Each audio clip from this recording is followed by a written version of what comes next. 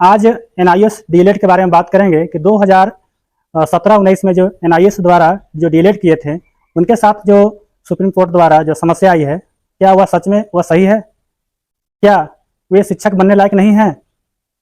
तो ऐसे बहुत सारे प्रश्न मन में उठता है, और ख़ास करके जो एनआईएस से जो डीएलएड किए हैं और ख़ास करके जो 2017-19 बैच में जो किए हैं, जो केंद्र सरकार द्वारा जो प्रायोजित कार्यक्रम था, और उसमें जब एनआईएस डीएलएड जो 17-19 बैच में जो किया जा रहा था, वो ऐसा ही नहीं हो गया था कि मैंने आ गए एडमिशन करा के कर लिए। उसके लिए एक डायग्राम था, उसके लिए ऐसे वैसे शिक्षकों के लिए था जो 2 वर्ष पहले सेवा दे चुके हैं, खास करके वो प्राइवेट स्कूल के हों या सरकारी स्कूल के हों, ये सभी ऐसे शिक्षकों के लिए ऐसे अवसर दिया गया था।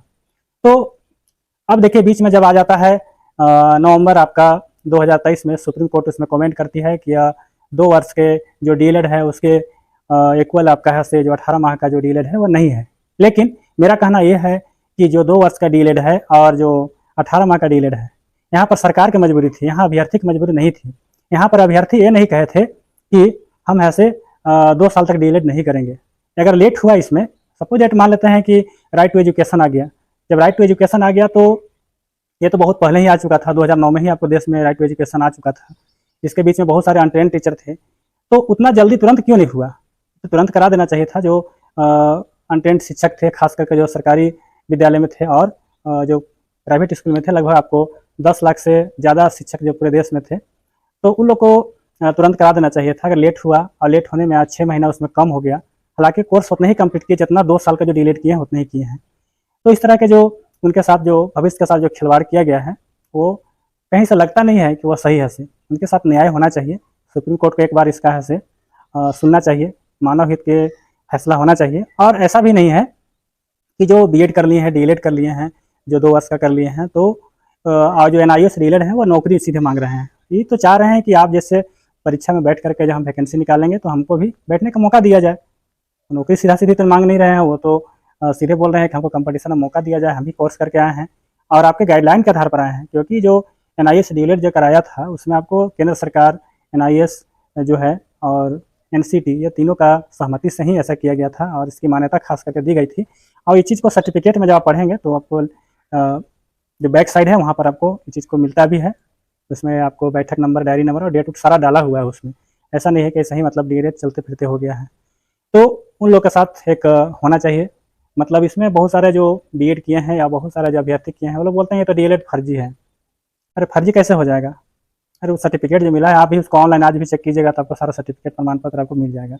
ये बहुत सारे चीज़ हैं जो इसमें एकदम पूरा सही तरीके से किया गया है, उसका प्रोग्राम को सही तरीके से किया गया है। बस थोड़ा सा त्रुटि उसमें टेक्निकल फॉल्ट आ गया कि जो कोर्स को ऐसे लगाना चाहिए था 2 साल, वो लग गया 18 माह, मतलब थोड़ा सा कम हो गया। हालांकि उसको सारा प्रक्रिया पूर्ण करते करते आपको 18 क्या मतलब ऐसे 2 साल हो ही गया था। तो इस तरह से बहुत सारा चीज़ उसमें ऐसे जितना ही प्रक्रिया होती है सारी प्रक्रिया उसमें ऐसे लाया गया। तो उस स्थिति में मतलब सरकार को भी इसमें संज्ञान लेना चाहिए, संसद को भी संज्ञान लेना चाहिए कि इससे बहुत सारे जो है गरीब बच्चे हैं और वो ऐसे सरकार फ्री में नहीं कराई थी उसको, या एनआईएस फ्री में नहीं कराया था। उसमें आपको सारे बच्चे जो हैं, बहुत सारे जो शिक्षक हैं उसमें शुल्क दिए थे और शुल्क दे करके सारे कार्यक्रम को किए हैं।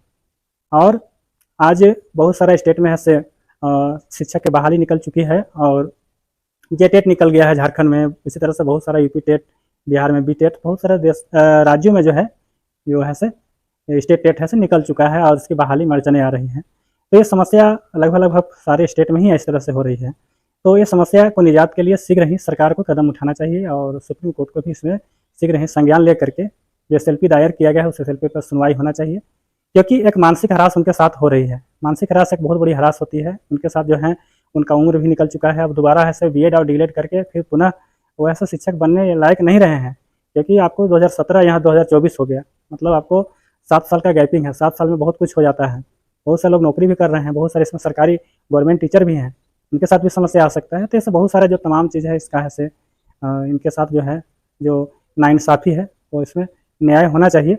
और मैं आज इसीलिए आया हूँ यहाँ पर कि उनके साथ न्याय हो। और सुप्रीम कोर्ट का बहुत बड़ा एक पावर होता है, शक्ति होती है, वो न्याय जरूर मिलेगा वहाँ से। तो कोई भी अभ्यर्थी खाली हाथ लौटा नहीं है, वो सब है से वहाँ से उनके द्वारा जो है सुप्रीम कोर्ट द्वारा जो है वो न्याय ही मिला है, तो मौका मिलना चाहिए, बस मेरा यही कहना था।